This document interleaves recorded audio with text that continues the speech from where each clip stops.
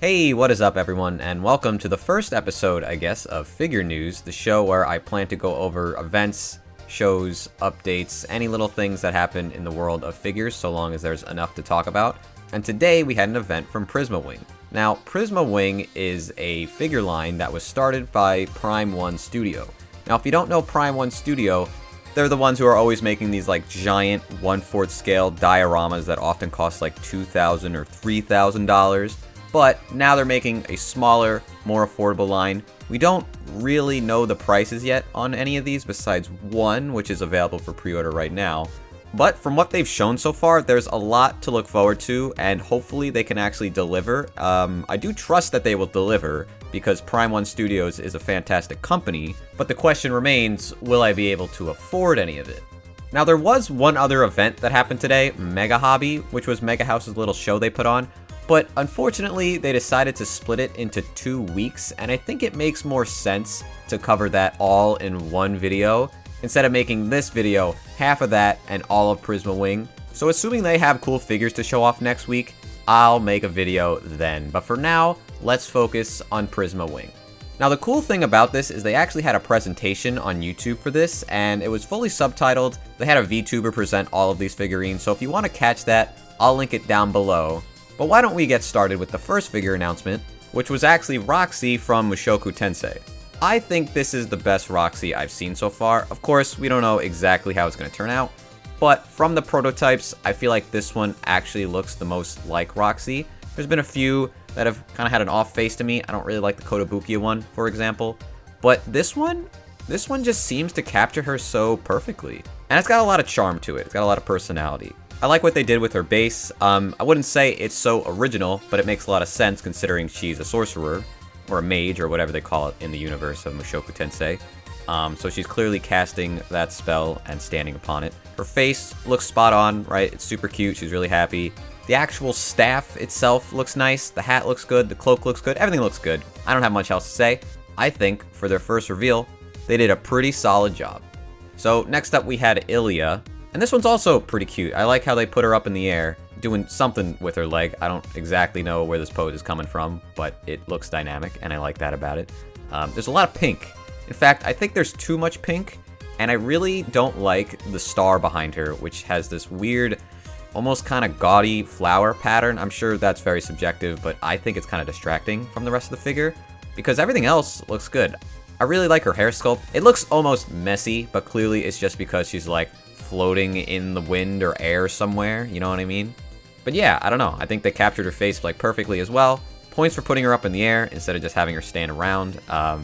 And joining her in the line is Kuro, who's doing a very similar pose, except now she's holding up her leg, which I actually think is even weirder than if it was just up there by itself.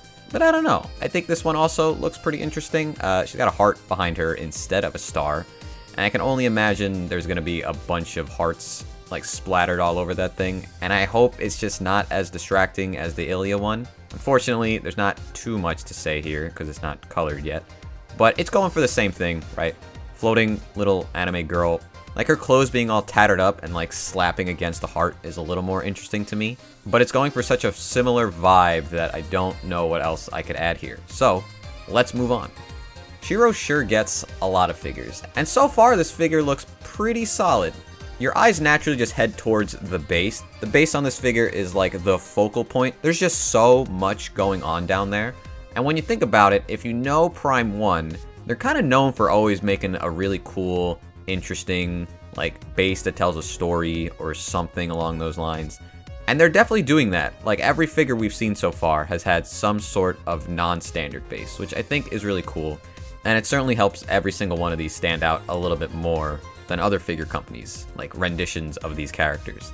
Like, I actually have to pause the video and take a look at everything that's going on. There's just so much. She's got a monitor that's playing chess, I think. She's got a big chess piece and the chessboard on the bottom. Tons of playing cards. Got like a PS3 controller. She's got like billiard balls in her hair for some reason, and a Rubik's Cube. It's a really interesting figure. And all of that looks great. Also, the paint on this figure, there's a lot of gloss, like on her socks and the chess piece. Most of this figure looks very good. The one thing I don't really like, which is pretty important, her face looks a little weird. I don't know exactly what it is about it, but it's definitely the one low point of the figure. Not that it looks horrible or anything, it looks fine, but I can't help but feel like she's had better faces on other figures before. They're also making a Shuvi. We don't really get to see this one too much. They obscure it in lighting, even though it does seem to be painted, so I'm not sure why they did that. The most we get to see is her hair, which is like rainbow colored, which is very nice. So she's clearly fully naked, which is maybe why they don't want to show it, but she is like a robot or something, so I don't think that would matter too much. And there's other details we can't really see, like the base seems to be similar to Shiro's, but again, it's a bit obscured. I'm sure it matches, just like the Ilia and Kuro one, but I guess we'll have to wait and see. The next figure they showed off was Tokusaki from Data Bullet. This one wasn't painted, and the teaser they showed didn't really show her off too much. You got a general idea of what we're dealing with here, and it seems like she's gonna, just like the other figures, have a really cool base, and even like a giant circle, I assume it's a clock behind her, but we haven't really gotten to see what that is yet. She's doing a cool pose where she's holding like 2 guns behind her head and like down towards the ground. Potentially a really cool figure, it's just a shame that we can't see it that much, or even really get an idea of what her face looks like. So this is the point where they start showing 3D models, because I guess the prototypes aren't really done yet. And the first one was a Siesta from The Detective Is Already Dead as like a wedding figure. I don't really have a lot to say about this one. Like if you like this character and it's your waifu, then I guess you'll like this, you know what I mean? There is honestly so much going on in this Asuna figure that I actually think the base is taking away from it a little bit, but it's certainly impressive. I'm sure this is gonna look nuts when it comes out, but I don't think this will appeal to everybody, and I'm sure it's gonna be really expensive if they nail all these details. Siegfried from Grand Blue Fantasy is getting a figure. Now, if you put a guy in a night outfit with a cloak or a cape on a cliffside, it's gonna look cool, like Guts or Artorias, so I think this looks cool. And I don't even know anything about Grand Blue Fantasy, but I think this will look pretty nice when it's complete. It seems like he comes with 2 extra headpieces, one with his helmet completely off, and one where it's slightly broken. Again, I don't know anything about the character, but I think it looks pretty sick. So Gwendolyn from Odin Sphere is getting another figure. I don't know what it is about Gwendolyn that attracts so many figure companies to make figures of her, but I am not complaining. I like Gwendolyn and Odin Sphere. I have the original altar figure and I really do want to upgrade from it, so if this doesn't cost an arm and a leg, maybe I'd get this. I am conflicted though. It's been a long time since I've played the game, but I don't really recall a scenario where Gwendolyn would act like this. I think this figure has a lot of potential to be absolutely stunning. Her base especially, with all the flowers and vines and grapes surrounding her, and I love that despite it being a lying down pose, which I typically hate, the fact that she's lifted off the ground completely nullifies that concern. I'm keeping my eye on this one for sure. They really announced a lot of figures at this event. Like this next one, this Cardcaptor Sakura figure that looks absolutely insane. This one's based off the Clear Card arc, and I know Good Smile Company has made a figurine of this design, which is the only thing I don't like, is that I feel like if they're gonna go grand with Sakura, it would be more interesting if they picked a new design. But I get why they went with this one, it is very beautiful, and I think what they have so far looks insane. In fact, I think it might even potentially look better than the Good Smile one. But that'll all come down to how they paint it and how it looks when it's finished. The one thing I'm not really sure about is like the back, like the window. I feel like that's a bit overkill for the figure, but maybe it'll look better when it's finished. Maybe you don't even have to put it up. Maybe it's an optional part. I don't know. But I think if you're a Cardcaptor Sakura fan, this is definitely one to keep your eye on.